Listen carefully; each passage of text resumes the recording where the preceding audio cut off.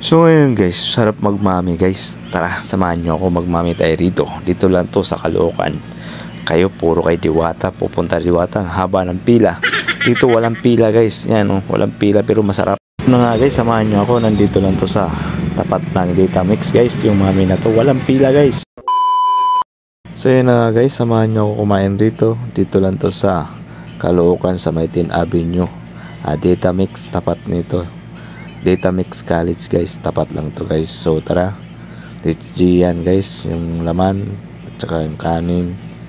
Yan, may tuyo pa guys. Yan, tapos sinarap ko na yung camera ko. Yan guys, yan na ako. Oh. Tapos yan, sulit na mami yan guys. Masarap ang mami rito guys. Pangalawang kain ko na rito guys. Yan, kita mo yan, oh yan, laman.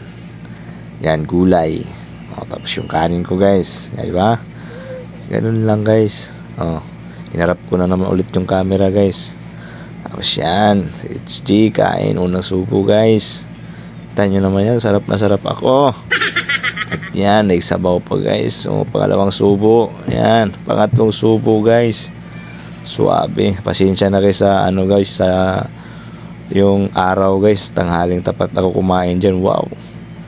Tapos yan, yung pawis ko guys, talagang pawis na pawis ako dyan. Oh, sulit nun yung laman nun guys. Oh, dito na kayo kumain, puro kayo pupunta kay Diwata, pipila na mahaba. Yung haba-haba ng pila. Dito guys, walang pila.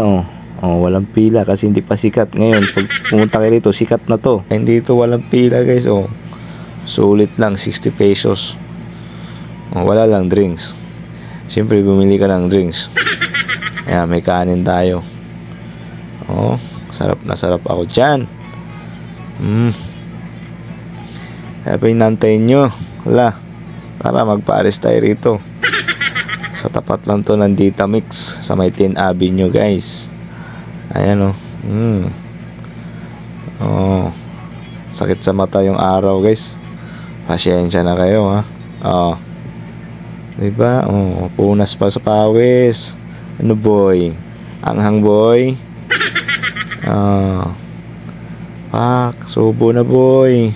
Punas pa boy. Dilaan pa boy. Tinidilaan mo pa boy ha. Ayan. Kaya ano pang inantay nyo guys? Tara, pares lang kayo ng pares. Oh, tapos na guys. Shout out sa lahat nyan guys ha. Kasabayan ko nagpares dyan guys. So nasayang ko na naman yung 3 minutes nyo guys. Papasalamat pa rin ako sa mga sumusuporta sa akin guys. So shout out sa lahat guys. Thank you.